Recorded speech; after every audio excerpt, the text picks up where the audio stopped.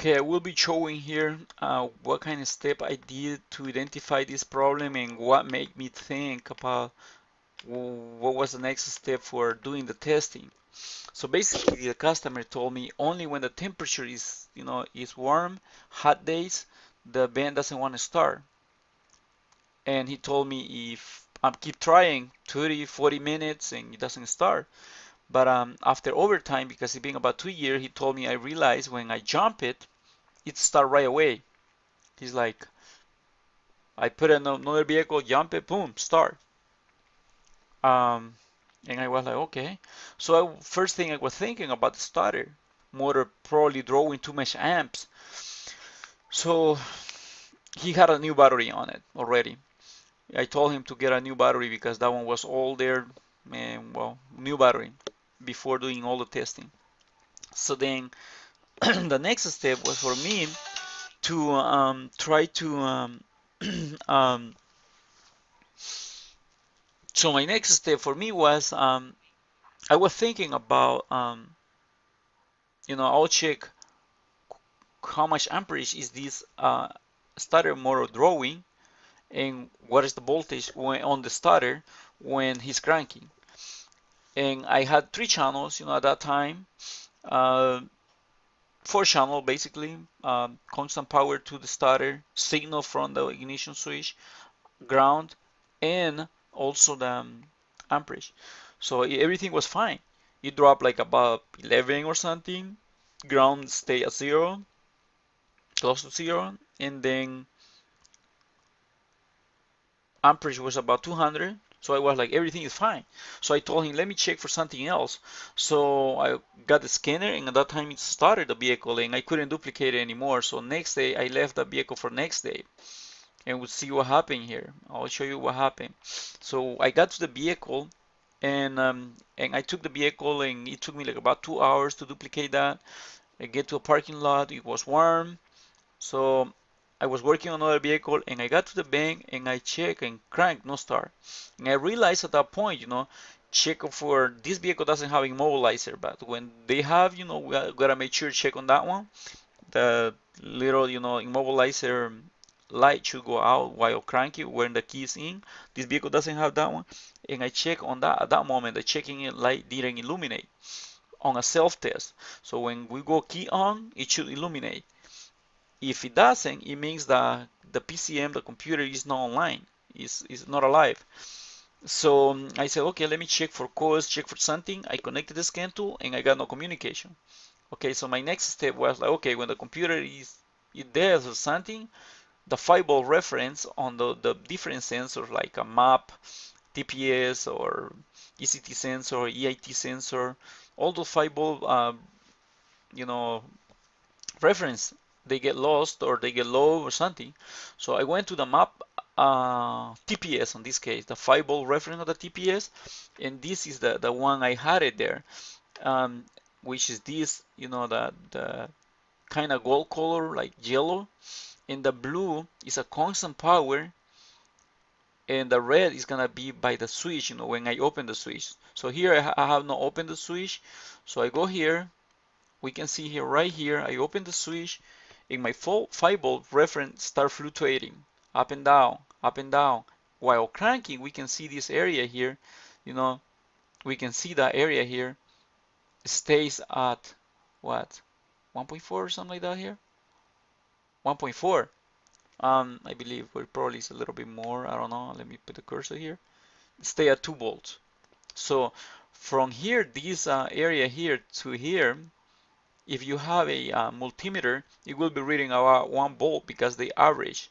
So I crank it there. We can see, I keep good voltage here, and I'm using the computer ground at this time. Okay, and key on,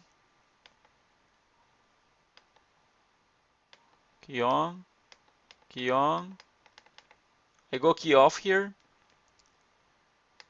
right here. Where was it?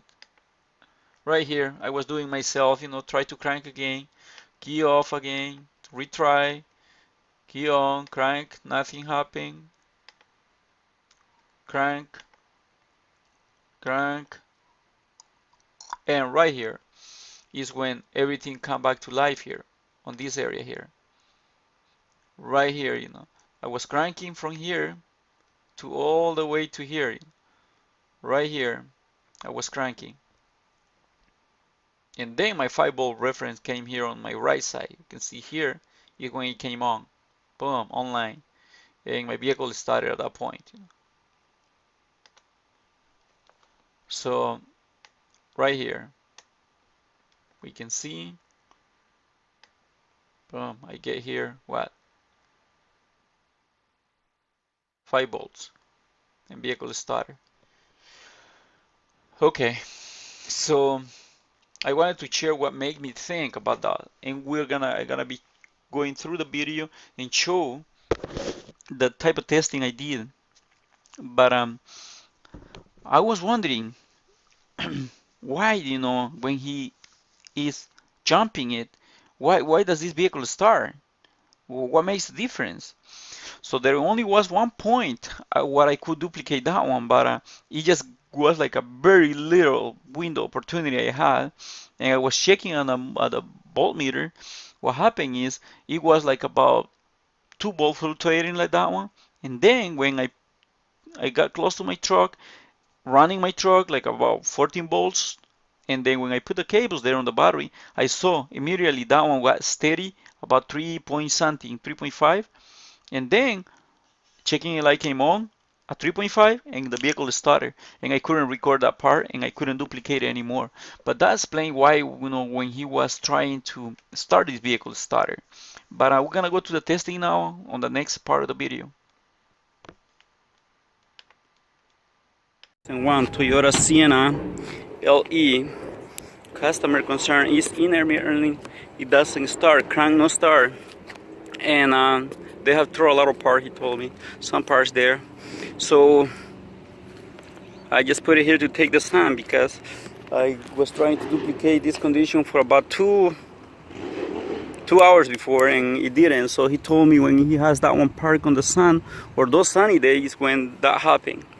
So at this point, I'm just gonna have it here and see when I can duplicate it, because at some point when it did it for me, it just lasted like 20 seconds or something like that. It cranked no start, and at that point I connected my scan tool and I got no communication, and I didn't see the checking light to come on. But when I was hooking up all other stuff, it started okay. And like he said, he's been fighting this for about 2 years, because when someone has checked this one, it's just there's not enough time. You gotta have the equipment connected all the time and just waiting for this one to act up. So that's what I'm gonna do here. This one is crank no start when hot only temperature. So I had it here sitting on the sunlight. Now it's cranking no start. So we're gonna be checking some data here.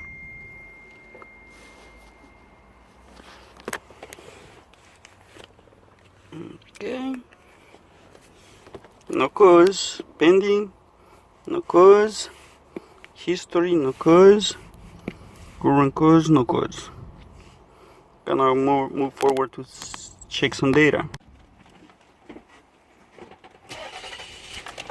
Right now, got the fault right now, crank no start. Check engine light is not displayed, should be displaying here. Now I can duplicate the customer concern. It's been in the sun for more than half hour, so we can see on the right hand side it should be the check engine light display. When we go key on, nothing, doesn't start, like the computer is not alive, just by being sitting here on the sun for like half hour. I'm gonna connect the scope and see if the 5 volts reference is alive.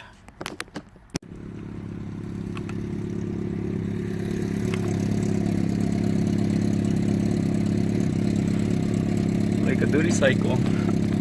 The recording here and go back to some frames here.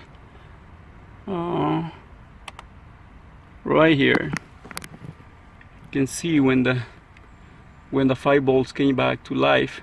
So I had the key on at this point, engine off, and I had and I'm connected on the throttle position sensor on the 5 volt reference, with the scope, and we had some like fluctuation here before. You can see there were some fluctuations here, and here is when that one came back to life, you know, like right here.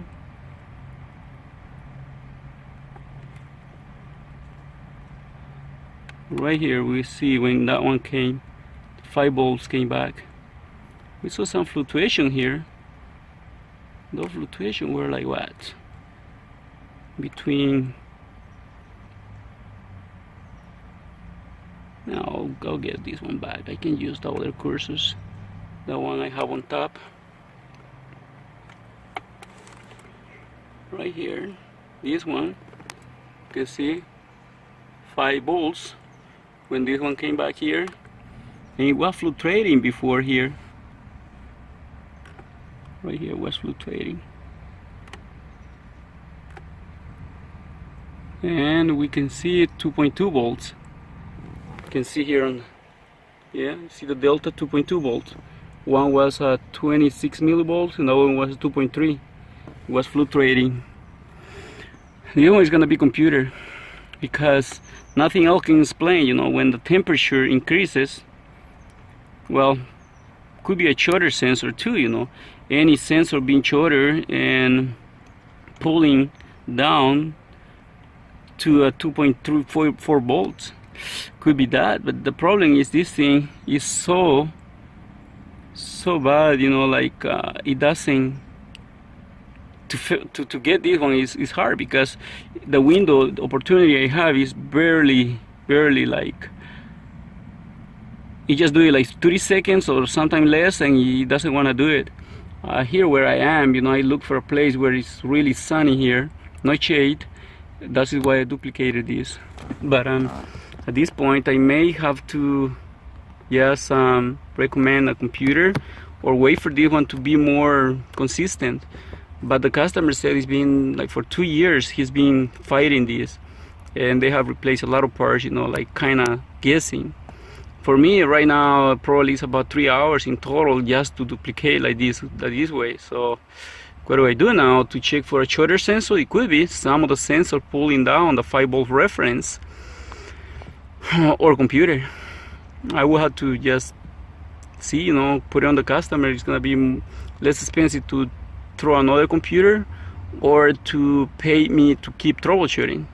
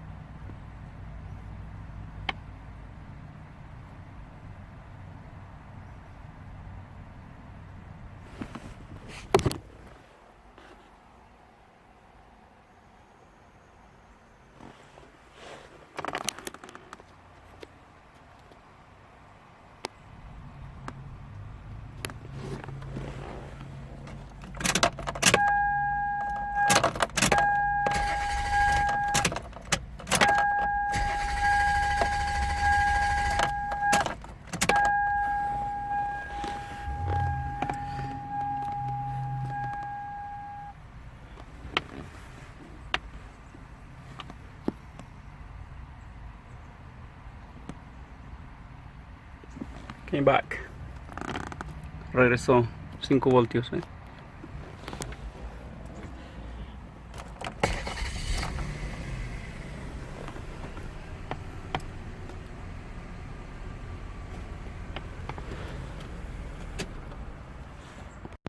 Have the picoscope here connected with 3 channels, 2 powers, blue and red leads for power. The 2 I'm getting the 2 grounds there, the blacks, computer grounds, and then the yellow is the 5 volt reference to a throttle position sensor, and I believe is the vapor pressure sensor. Got the picoscope here. So I wanted to see if when this one is losing the 5 volt reference, if it has it it maintains ground and power. If it does, you know, the other step will be, the other variable will be any of the sensor pulling down the 5-volt reference or bulb computer.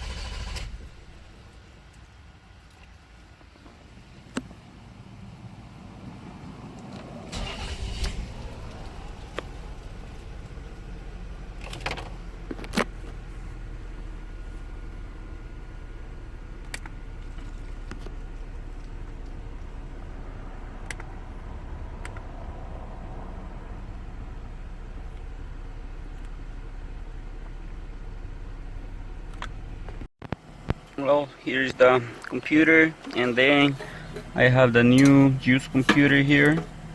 I just plug it and the vehicle started okay, so it's working fine. So I just wanted to see if I can duplicate the concept of the customer telling me that when he didn't want to start, if he was jumping it, it will start right away. Otherwise it will take like half hour, 45 minutes, something like that on warm days. But for me right now it's kind of hard to duplicate because we're getting colder weather here. We're close to the ocean, and you know, we don't have temperature here. It's not warm.